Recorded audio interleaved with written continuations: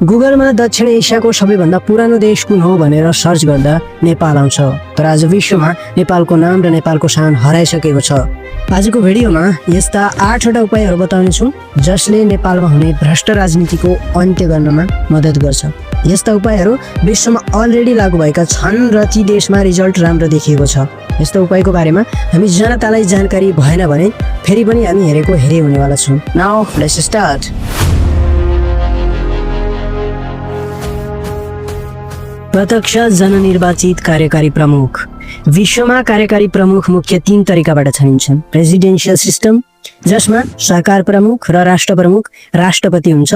America, Brazil जस्ता देशमा यो प्रणाली छ। अर्को सेमी प्रेसिडेन्शियल सिस्टम जसमा राष्ट्रपति जननिर्वाचित हुन्छ भने प्रधानमन्त्री संसदबाट चयन गरिन्छ र कार्यकारी अधिकार दुवैबीच बाँडिएको हुन्छ। फ्रान्स, रसियामा यो प्रणाली छ। यस्तै अर्को पार्लिमेन्ट्री सिस्टम जसमा कार्यकारी प्रमुख प्रधानमन्त्री हुन्छ र राष्ट्र प्रमुख राष्ट्रपति वा राजा हुन्छ। नेपाल, भारत, जापान लगायतका देशमा यो प्रणाली छ। यसमा संसदको बहुमतको आधारमा प्रधानमन्त्री चयन गरिन्छ। यी बाहेक अन्य प्रणालीहरू पनि छन्, तर फेरि कुरा आउँछ कि नेताको नियत ठिक भए जुनसुकै व्यवस्था पनि ठिकै हो। तर नेपालको कन्टेक्स्टमा हेर्दा चाहिँ प्रत्यक्ष जननिर्वाचित कार्यकारी प्रमुख भए सरकारमा यति अस्थिरता आउँदैन थियो। अहिले अवस्था के छ भने जो कोही मन्त्री बन्ने दौडमा छन्। त्यस्ता व्यक्तिहरू मन्त्री र प्रधानमन्त्री हुन्छन् जोसँग भिजन होइन, पार्टीमा आफूभन्दा ठुलो नेताको फेर समातेर कति चाकडी गरेको छ त्यसको आधारमा मन्त्री बन्ने चलन छ। 2065 सालदेखि अहिलेसम्म 15 चोटि प्रधानमन्त्री नै फेरिसकेका छन् र त्यसमा पनि पुनः उही व्यक्तिहरू प्रधानमन्त्री बनेका छन्। त्यही कुर्सीमै अन्तिम श्वास छोड्ने जस्तो गर्छन् अनि न फेद न टुप्पो भएको कुरा गर्छन्। त्यसकारण यदि नेपालमा जनताबाट प्रत्यक्ष निर्वाचित जनताले प्रत्यक्ष भोट दिएर जितेको व्यक्ति कार्यकारी प्रमुख भयो भने कमसेकम अलिकति देशको बारेमा भिजन राख्ने व्यक्तिहरू सही ठाउँमा पुग्छन्। फेरि कार्यकारी प्रमुख कहीँ अटोक्रेटिक वा निरङ्कुश नहोस् भन्नका लागि चेक एन्ड ब्यालेन्सको पनि व्यवस्था गर्नुपर्छ, जुन अर्को पोइन्ट हो, एकैछिनमा कुरा गरौँला। फेरि सबैभन्दा महत्त्वपूर्ण कुरा, कार्यकारी प्रमुखले 2 कार्यकाल मात्र काम गर्न पाउने व्यवस्था पनि जरुरी छ, किनभने अर्को नयाँ भिजन भएको व्यक्तिलाई पनि देशको अवस्था सुधार्ने मौका मिलोस्। जनप्रतिनिधिलाई फिर्ता बोलाउने अधिकार। हामी चुनावमा नेता चुन्छौँ 5 वर्षका लागि, तर त्यो नेताले जनताका समस्या नहेरी आफ्नो स्वार्थ मात्र हेर्यो भने के हामीसँग उसलाई हटाउने अधिकार छ? छैन। 5 वर्ष सहनै पर्छ। जस्तो सुकै काम गरोस् ऊ त्यो कुर्सीमा बस्न पाउँछ। अब यस्तो अन्यायपूर्ण स्थिति अन्त्य गर्न आवश्यक छ राइट टु रिकल, अर्थात् काम नगर्ने प्रतिनिधिलाई फिर्ता बोलाउने अधिकार। कुनै पनि जनप्रतिनिधिले जनताको काम गरेन भने निश्चित प्रतिशत जनताले हस्ताक्षर सङ्कलन गरी सम्बन्धित निकायमा माग गर्ने र त्यसपछि त्यो जनप्रतिनिधिको ठाउँमा पुनः त्यसरी नै हस्ताक्षर सङ्कलन गरी वा चुनाव गराएर जनताले चाहेको व्यक्तिलाई छान्न पाउने अधिकार हुनुपर्छ। अमेरिका, स्विट्जरल्यान्ड, दक्षिण कोरिया जस्ता देशमा यो अधिकार नागरिकसँग छ, जसले नेताहरूलाई जवाफदेही बनाउँछ। अहिले नेपालमा नेताहरू जितेपछि जनताको ठाउँमा फर्कदै नफर्कने र आफूलाई मालिक ठान्ने गर्छन्। उनीहरूलाई यी जनताहरूले नै जिताएका हुन् भन्ने कुराको रत्तीभर पनि ज्ञान छैन। नेताहरूलाई कुर्सी दिलाउने को हामी नै हौँ। हामीले नेतालाई कुर्सी दिन सक्छौँ भने त्यो कुर्सी फिर्ता पनि लिन सक्नुपर्छ, तब मात्रै हुन्छ साँचो लोकतन्त्र। चुनावमा नोटा सिस्टम। नेपालमा चुनाव गराइन्छ तर सही व्यक्ति चुन्नको लागि विकल्प नै हुँदैन। पार्टीले कुनै एउटा नेतालाई उम्मेदवार उठाउँछ, उसको कुनै क्वालिफिकेसन, एक्सपिरियन्स, भिजन केही हुँदैन। एक भन्दा अर्को भ्रष्ट नेताहरू हुन्छन्। फटाहरूमध्ये एउटा फटा छान्नुपर्ने बाध्यता छ। हो, यही समस्या समाधानका लागि राइट टु रिजेक्ट अर्थात् अस्वीकार गर्ने अधिकार जनतासँग हुनुपर्छ। चुनावको मतपत्रमा नन अफ द एबभ अर्थात् नोटा विकल्प पनि हुनुपर्छ। उम्मेदवार मध्ये कुनै पनि मन नपरेमा यदि नोटा अप्सनमा बहुमत आयो भने अर्को उम्मेदवारलाई राखी पुनः चुनाव गराउनुपर्छ, जसले गर्दा ती पुराना उम्मेदवार अयोग्य ठहरिन्छ र सही मान्छे जनताले छान्छ र लोकतन्त्रको साँचो अनुभूति गर्न मिल्छ। अमेरिका, भारत लगायतका देशमा यो प्रणाली छ। संवैधानिक निकायहरूको स्वायत्तता। हेर्नुहोस्, नेपालमा काम गर्नलाई निकायहरू, संयन्त्रहरू त छन्, तर ती निकायहरू पनि राजनीतिक भागवण्डामै आधारित छन्। न्यायपालिका, अख्तियार, सेना, प्रहरी लगायतका संरचनाहरूमा पनि नियुक्ति प्रक्रिया पार्टी भागवण्डामै चलेको छ। यस्ता निकायहरूको उच्च पदमा पुग्न पार्टीको सेवा नगरी सम्भवै छैन नेपालमा। त्यसैले अब के गर्ने, यी निकायहरूमा नियुक्ति प्रक्रिया पारदर्शी र निष्पक्ष हुनुपर्छ र निश्चित मापदण्ड र योग्यता पुग्ने व्यक्तिले स्वच्छ प्रतिस्पर्धाबाट नियुक्ति पाउनुपर्छ र यी संरचनाहरूलाई सरकारको जतिसुकै ठुलो ओहदामा बसेको व्यक्तिको पनि छानबिन र अख्तियारी गर्ने अधिकार हुनुपर्छ। तब मात्र भ्रष्टाचार नियन्त्रण गर्नमा सहयोग पुग्छ।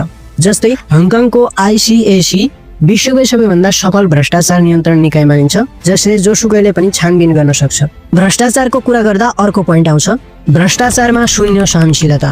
नेपालको सबैभन्दा ठुलो समस्या यही भ्रष्टाचार हो। त्यसमा पनि भ्रष्टाचारलाई यति सामान्यीकरण गरिएको छ कि मानौ भ्रष्टाचार नगर्नु त पाप नै हो जस्तो गरिन्छ। भ्रष्टाचार नेपालको कल्चर जस्तै बनिसक्यो। यही मानसिकताले देशलाई यो हालतमा पुर्यायो। त्यसकारण भ्रष्टाचारमा जेरो टलरेन्स हुनैपर्छ। भ्रष्टाचार गर्ने जोसुकै होस्, कर्मचारी होस् वा मन्त्री, सिधै निलम्बित हुनुपर्छ। यसको राम्रो उदाहरण हो जर्जिया। सन् 2003 मा करप्सन इन्डेक्समा जर्जिया नेपालभन्दा भ्रष्ट थियो, जसको स्कोर नेपालभन्दा कम थियो। ट्रान्सपेरेन्सी इन्टरनेसनलको यो इन्डेक्समा नेपालको स्कोर 31 र जर्जियाको 18 थियो, जसको अर्थ नेपालभन्दा भ्रष्ट थियो जर्जिया त्यो बेला। त्यसपछि मिखाइल साकाशविलीको नेतृत्वमा 2003 को नोभेम्बरबाट रोज रिभोल्युसन भयो। तत्कालीन राष्ट्रपतिलाई राजीनामा दिन बाध्य पारियो र 2004 मा उनै मिखाइल साकाशविली राष्ट्रपति हुन्छन् र त्यसपछि उनले लिएको कदमले जर्जियामा भ्रष्टाचारको जरै उखेल्नेसम्म सफल भयो। उनले सबै ट्राफिक प्रहरी भङ्ग गरे र करिब 16,000 भन्दा बढी प्रहरी 1 महिनाभित्रै हटाए र नयाँ युवालाई प्रतिस्पर्धा मार्फत भर्ती गराए। यस्तै कर्मचारीहरूलाई पनि यही गरियो। सरकारी सेवा प्रणाली डिजिटल बनाइयो र जति सक्दो छिटो र सजिलो बनाइयो, जसले गर्दा घुस लेनदेनमा सम्भावना नै रहेन। भ्रष्टाचार 50% भन्दा बढीले घट्यो। सन् 2012 को इन्डेक्स अनुसार 52 स्कोरमा पुग्यो। त्यसकारण नेपालमा पनि यस्तै हुन जरुरी छ, तब मात्र नेपाल उभो लाग्नेछ। Check and balance. जब शासन गर्नेहरू आफै निरङ्कुश बन्न थाल्छन् तब के गर्ने? त्यसैको लागि लोकतन्त्रको मेरुदण्ड हो चेक एन्ड ब्यालेन्स। यस्तो प्रणाली जहाँ सरकारका तीनै अङ्ग कार्यपालिका, न्यायपालिका र व्यवस्थापिका तीनैले एकअर्कोलाई नियन्त्रण र सन्तुलनमा राख्छन्। यसले कसैले पनि एब्सोल्युट पावर दिँदैन। नेपालमा यी तीनै अङ्ग छन्, तर यिनीहरूको सन्तुलन भयावह छ। हरेक ठाउँमा भ्रष्ट राजनीति बाहेक केही छैन। यसको लागि अख्तियारै निकायहरूको साथै जनतालाई पनि राइट टु रिजेक्ट अधिकार हुनुपर्छ, जसले चेक एन्ड ब्यालेन्सको काम गर्छ। सही ठाउँमा सही व्यक्ति। हेर्नुहोस्, नेपालमा यस्तो लाग्छ कि कतै पनि सही व्यक्ति सही ठाउँमा छँदै छैन। सांसदहरू राम्ररी नेपाली पढ्न जान्दैनन्। संसद त्यही ठाउँ हो जहाँ नियम कानुन बनाइन्छ। मतलब पढ्न नजान्नेले कानुन बनाउँछन् नेपालमा। कानुन बनाउने ठाउँमा त्यो विषयमा अलिकति त ज्ञान हुनु पर्थ्यो नि। तर कार्यकर्ता भर्ती गर्ने केन्द्र संसद भवन बनेको छ। अनि समानुपातिकको नाममा यसरी कानुनको क नजान्नेलाई राखेर हुन्छ। यस्तै पिण्ड खाने उमेर समूहका व्यक्ति पनि छन् यहाँ, जो राम्ररी हिँड्न, बोल्न, देख्न र सुन्न नै सक्दैनन्। यस्ता ठाउँबाट बनेको कानुनको कार्यान्वयन गर्न भने हजारौंसँग प्रतिस्पर्धा गरी पास गरेको कर्मचारी हुन्छन्। फेरि ती कर्मचारी पनि नेताकै अन्डरमा काम गर्नुपर्छ, नत्र त्यति मेहनत गरेर खाएको जागिर चैट हुने खतरा।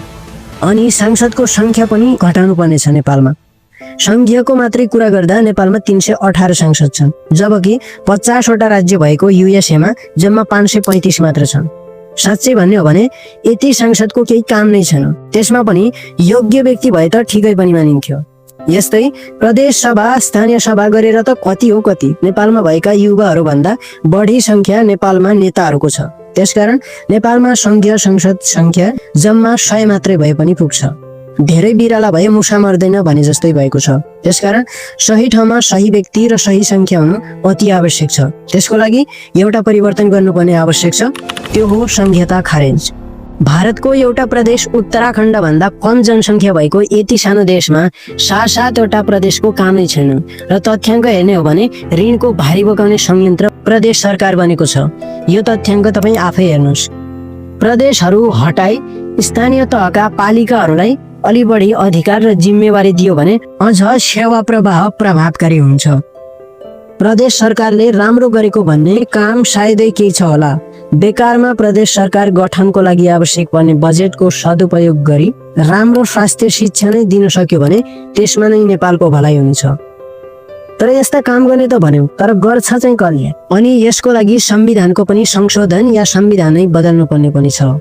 यसको लागि अहिलेका शासकहरूले यो काम गर्लान् भन्नु र सूर्य पश्चिमबाट उदायो भन्नु एउटै हुन्छ।